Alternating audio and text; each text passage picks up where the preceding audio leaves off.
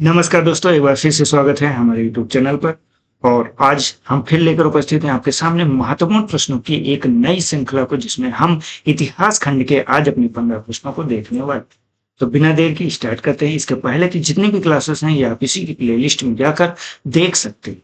तो आज का हमारा पहला प्रश्न है, दरबार में गैर इस्लामी प्रथाओं का प्रचलन प्रारंभ करने वाला प्रथम सुल्तान कौन सा था? इल्तुतमिश था, बलबन था, खिलजी था या फिर लोदी था? तो यहाँ पे गैर इस्लामी प्रथाओं का संबंध उन प्रथाओं से है जो प्रथाएं जो है इस्लाम में नहीं शामिल। तो ये ऐसा करने वाला कौन सा व्यक्ति था? तो यहाँ पे बलबन के द्वारा जो है ऐसा किया गया था, जिसने जो है सिजदा व पैगोस व पैगोस प्रथा को शुरुआत की, और उसने शाही गर्मी को भी बढ़ाने के लिए गैर जो फारसी मतलब इस्लामी प्रथाएं थी, जैसे कि फारसी वगैरह परंपराएं थी, उनको भी स्वीकार करता है, उनको भी यहाँ पे लागू करता है। बढ़ते हैं हम अपने अगले महत्वपूर्ण प्रश्न पर। हमारा प्रश्न है, रक्त और लोहा की नीति किस सुल्तान ने संबंधित है? इल्तुतमिश से, अलाउद्दीन खिलजी से, बलबन से या फिर मोहम्मद तुगलक से?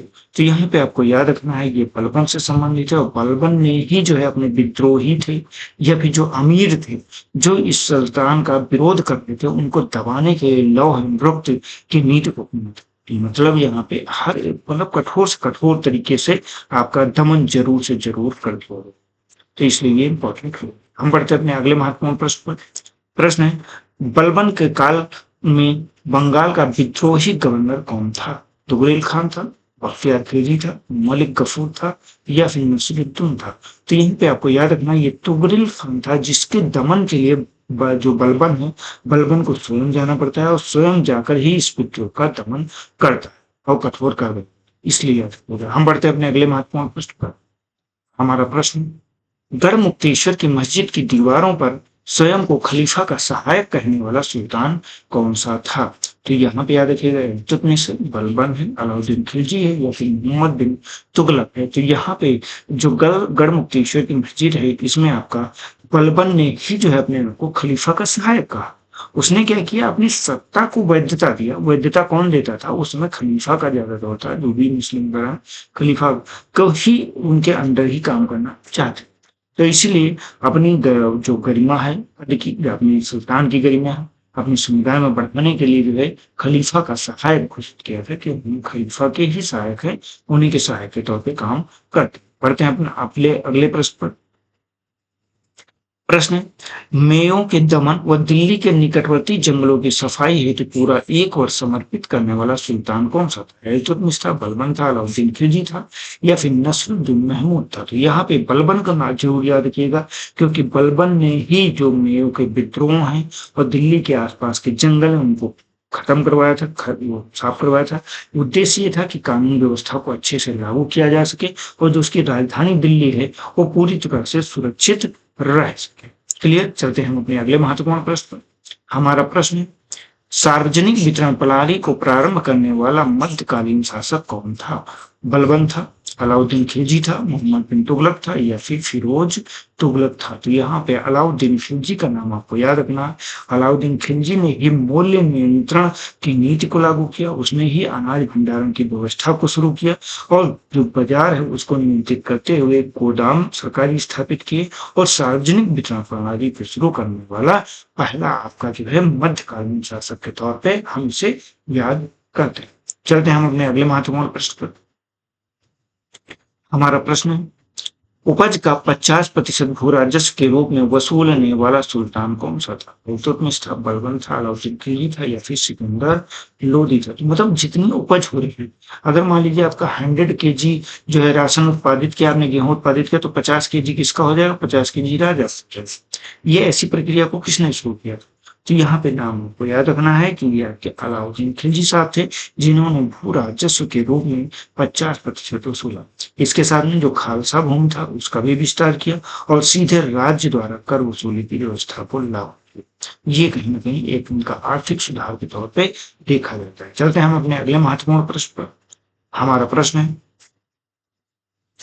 1303 ईस्वी में वारंगल की काकतीय शासकों की सेना को किस सेना ने पराजित किया था? बलबन की सेना ने, इल्तुतमिश की सेना ने, अलाउद्दीन खिलजी की सेना ने या फिर मोहम्मद बिन तुगलक की सेना? तो सिंपल सा पूछ रहा है कि 1303 ईस्वी का वारंगल अभी, तो इसमें आपको अलाउद्दीन खिलजी को याद रखना है। इन्हीं की सेना ने जो है पूरी तरह से क्या किया था, काकतीय शासकों को जो है पराजित किया था। उसके बाद में जो सेनापति इसके मालिक काफूर थे, ने दक्षिण भारत में सफल अभियानों का नेतृत्व किया। ये यहाँ पे इंपॉर्टेंट हो जाए। बढ़ते हैं हम अपने अगले महत्वपूर्ण प्रश्न पर। हमारा प्रश्न है, मुगल साम्राज्य के पतन के लिए जागीर संकट सिद्धांत का प्रतिपादन करने वाले प्रथम इतिहास कौन थे? इरफान हबीब थे, सतीश चंद्र थे, जादूनाथ सरकार थे, या फिर आर.सी. मुनिंदा थे? तो यहाँ पे सतीश चंद्र का नाम याद रखना है। इन्होंने ही जागीर संकट को सिद्धांत। अब अगर इसके अनुसार है कि जब अंतिम चरण मुगल साम्राज्य का आता है तो वहां पे जागीरों की कमी हुई और जो मनसबदार है उनकी संख्या लगातार बढ़ रही थी। अब जागीर प्रथा थी तो उसमें क्या है, मनसबदार है तो उसे जागीर दी ही जाएगी, इसीलिए धीरे धीरे जागीर जब खत्म होती है तो ये संकट हो जाता है। अब जो यहाँ के मनसबदार है वो साथ देने से इनकार करें, तो इसीलिए इस साम्राज्य का पतन एक कारण ये माना। चलते हैं हम अपने अगले महत्वपूर्ण प्रश्न पर। हमारा प्रश्न, सुप्रसिद्ध उर्दू शायर मिर्जा गालिब का मूल निवास स्थान कौन सा था? दिल्ली था, लखनऊ था, आगरा था, या फिर हैदराबाद था? तो यहाँ पे आपको याद रखना कि जो आगरा है, आगरा में ही मिर्जा गालिब का जन्म होता है। कब होता है? 1797 ईस्वी में होता है। बाद में क्या है, वो दिल्ली में रहते हैं और परंतु उनका मूल निवास कहाँ? आगरा ही था। चलते हैं हम अपने अगले महत्वपूर्ण प्रश्न। हमारा प्रश्न है, बंगाल के पुर्तगालियों द्वारा स्थापित प्रमुख फैक्ट्री कौन सी थी? चिंसुरा थी, हुली थी, पांडिचेरी थी, या फिर कालीकट थी? तो यहाँ पे हुली जो है फैक्ट्री, ये कहीं ना कहीं आपके लिए इंपॉर्टेंट है। यही पुर्तगाली द्वारा स्थापित एक प्रमुख फैक्ट्री के रूप में इंपॉर्टेंट होती है। कब? ये 16वीं शताब्दी में स्थापित की जाती है। चलते हैं अगले महत्वपूर्ण प्रश्न पर। हमारा अगला प्रश्न है, वास्को डी गामा का कालीकट में स्वागत किस शासक ने किया था? बहमनी सुल्तान ने, जमोरिन ने किया था, विजयनगर सम्राट ने किया था, बहादुर शाह ने किया था? तो यहाँ पे जो जमोरिन है, जमोरिन ने ही कालीकट के बंदरगाह पर 1498 में जो है स्वागत किया था। क्लियर? हम चलते हैं अगले महत्वपूर्ण प्रश्न पर। हमारा प्रश्न है, भारत के साथ प्रथम व्यापारिक संबंध स्थापित करने वाला यूरोपीय समुदाय कौन सा था? डच थे, अंग्रेज थे, फ्रांसीसी थे, या फिर पुर्तगाली थे? तो यहाँ पे देखिए प्रथम पूछा, प्रथम आपको याद रखना है कि पुर्तगाली थे। अंतिम की बात करता है तो अंतिम भी पुर्तगाली थे। पुर्तगाली सबसे पहले ही आते हैं। पुर्तगाली आके वास्को डी गामा के साथ में आते हैं, ये 1498 में आ जाते हैं, जिसे जमोरिन ने स्वागत किया था। इसी में वास्को डी गामा ने भी समुद्री व्यापार की शुरुआत की, एक समुद्री रास्ते की खोज की, और ये कालीकट जो है स्थान पे आया था। क्लियर? तो चलते हैं हम अपने अगले महत्वपूर्ण प्रश्न पर। हमारा प्रश्न, भारत में पुर्तगाली सत्य का वास्तविक संस्थापक कौन था? वास्को डी गामा था, अल्बुर्क था, या फ्रांसिसो डी अल्मेडा था, या फिर हेनरी था? तो यहाँ पे नाम आपको याद रखना, जो अल्बुकर्क है ये आपके पुर्तगाली सत्य का वास्तविक संस्थापक के तौर पे माना जाता है। इसी ने पुर्तगाली साम्राज्य की नींव को मजबूत किया। उसने गोवा को जो है राजधानी बनाया, इसके साथ में सामरिक विवाह की नीति को अपनाया, साथ में किलेबंदी की, जिससे सत्य का विस्तार होता है। क्लियर? चलिए अपने अगले महत्वपूर्ण प्रश्न पर। हमारा प्रश्न है, भारत में मुद्रणालय प्रिंटिंग प्रेस का सर्वप्रथम कौन लाया? डच लाए, अंग्रेज लाए, फ्रांसीसी लाए, या फिर पुर्तगाली लाए? तो जो प्रिंटिंग प्रेस है बेटा, ये आपके पुर्तगालियों के द्वारा लाए। इसके द्वारा पुर्तगालियों के द्वारा लगाया गया था। कब? 1566 में लाया गया था। इसमें पहला प्रिंटिंग प्रेस है और इसके इतिहास में आपको याद रखना। इसमें अगर पूछा जाए कि पहली प्रिंटिंग बुक भारत में कौन सी, तो एक केरल की है, केरल की भाषा में प्रिंट हुई थी, उसको वो आपकी यहाँ पे हुई।